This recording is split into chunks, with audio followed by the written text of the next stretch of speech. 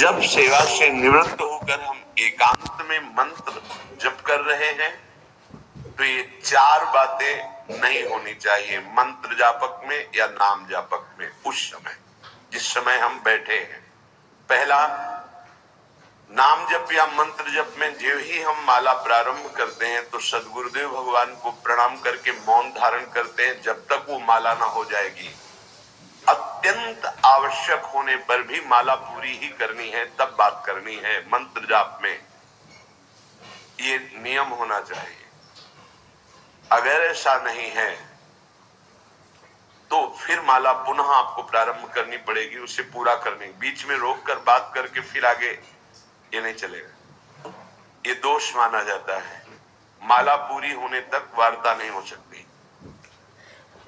बोलना बीच में पहला दोष। दूसरा, इधर उधर देख ऐसे माला जपनी, मेरुदंड सीधी, नासाग्र दृष्टि ऐसे।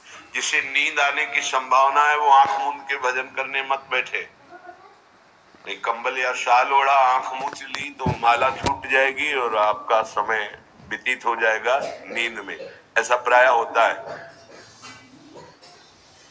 कठोर आसनों पे बैठ करके नींद ना आए इसलिए नासाग्र दृष्टि रख के जप किया जाता है। उस मंत्र का ध्यान करते हुए आंख खुली हुई, बार बार पलक झपकना ऐसे ऐसे ये नहीं, नासाग्र दृष्टि रखते हुए मंत्र जप करते हुए बोलना नहीं। जैसे 11 माला का नियम दिया है गुरु मंत्र का, तो जिनकी विशेष विशेष सेवाएं हैं, जब आपको समय मिले, जितना मिले अधिक से अधिक आप मंत्र जाप करें।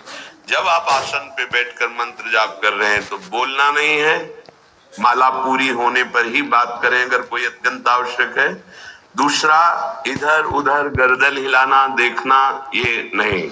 मेरुदंड सीधी, आंख खुली हुई, आंख मूंद के नहीं जपना।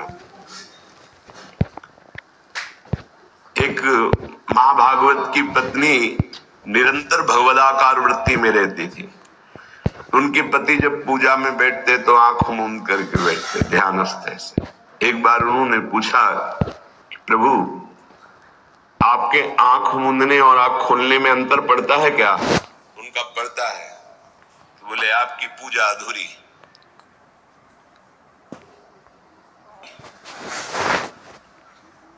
हम चाहे बाहरी दृष्टि में हो या आंतरिक दृष्टि में हो, एक ही चिंतन होना चाहिए।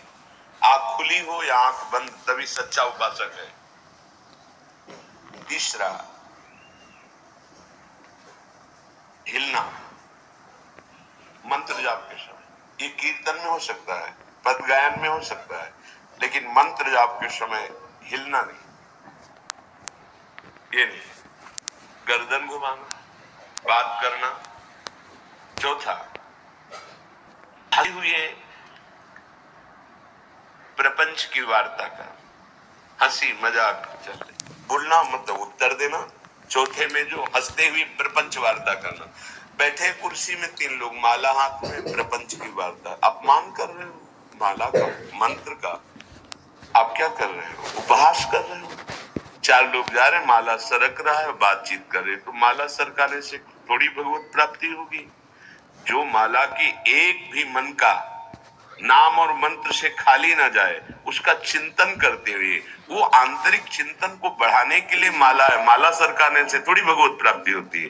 माला की मनका के सहारे से हम प्रत्येक मंत्र का चिंतन करके, उसका श्रवण करके, मनन करके तब फिर आगे बढ़ते हैं। ये थोड़ी कि जल्दी जल्दी किसी किसी की माला को तो देखते हैं कि इतनी रफ्तार से कैसे चल सकती है। अगर हम केवल राधा नाम भी जपे तो इतनी रफ्तार से नहीं चल सकता, क्योंकि हमें लिखना है राधा राधा। फिर अष्टादशाक्षर मंत्र या 12 मंत्र, फिर इन मंत्रों को तो कैसे आप इतनी जल्दी, कैसे बिना अक्षर मात्रा दर्शन के कैसे आप मन का सरका दिए? 11 माला बहुत होते हैं। अगर जिस पद्धति से कहते 11 माला कर लो तो बहुत जल्दी मानसिक सिद्धि प्राप्त हो जाए। सामने मंत्र लिखा हुआ है, हर बार नवीन मंत्र की रचना कर रहे हैं। हर मन के पे, एक मन के पे पूरा मंत्र लिखा, फिर एक मन के पे पूरा मंत्र, फिर मंत्र। देखो मन कहाँ भाग के जाएगा, मन निर्विषय हो जाएगा। सच्चिदानंद की तरफ दौड़ पड़ेगा। जब के समय किसी को उत्तर देना, इधर उधर देखना, शरीर को हिलाना, हंसते हुए हंसी मजाक वार्तालाप करना, 4 बातें जब में निषेध है। जब काले न भासेत नान्यानि प्रेक्षेत बुधा न कंपेत शिरोग्रीवाम दंतान्नैव प्रकाशयेत। 4 बातें। ए हंसी मजाक, 2 साधक चल रहे रास्ते में, माला भी चल रहा, हंसी मजाक। ए तुम्हारे पास समय कैसे, तुम्हारा माला कैसे चल रहा है, तुम वार्ता कर रहे हो, हंसी मजाक कर रहे हो, ऐसा नहीं, इतने सिद्ध नहीं हो गए हो। जो शास्त्र जब काले न भासेत नान्यानि प्रेक्षित बुधा न कंपेत शिरोग्रीवाम दंतान्नैव प्रकाशयेत। माला जपते समय ये ऐसे हिलना डुलना, शांत, हंसी मजाक, न दंतान्नैव प्रकाशयेत, दांत नहीं दिखाई देने चाहिए। गुरु मंत्र के समय तो मुख से वायु भी नहीं निकलनी चाहिए, मुख से। बस ये स्थिति। दांतों के बीच में जगह है, जिह्वा का अग्रभाग ऊपर के दांत के जोड़ पे है, हल्की सी नाक की श्वास से मंत्र का उच्चारण है, उसी का श्रवण है, और नेत्रों से दृष्टि में हम देख रहे हैं। भगवदाकार मंत्राकार वृत्ति करनी है। प्रभु के मंगलमय नाम उच्चारण करने से करोड़ करोड़ जन्मों के पापों का नाश होता है, ऐसा शास्त्र और ब्रह्म ऋषियों ने निश्चय किया है। भगवान का नाम उत्तम श्लोक है, पवित्र कीर्ति है।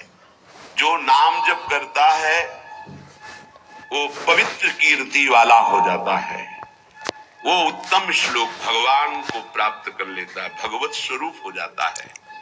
चाहे वो ज्ञान मार्ग का हो या भक्ति मार्ग का हो, कोई पाप बन जाए तो शास्त्रोक्त प्रायश्चित करने की आवश्यकता नहीं है। जैसे कृच्छ व्रत, चंद्रायण व्रत, बड़े बड़े कठोर व्रत पापों का प्रायश्चित करने के लिए है। वो केवल नाम जप, नाम कीर्तन अपना बढ़ावे, उसी से सारे प्रायश्चित हो जाएंगे।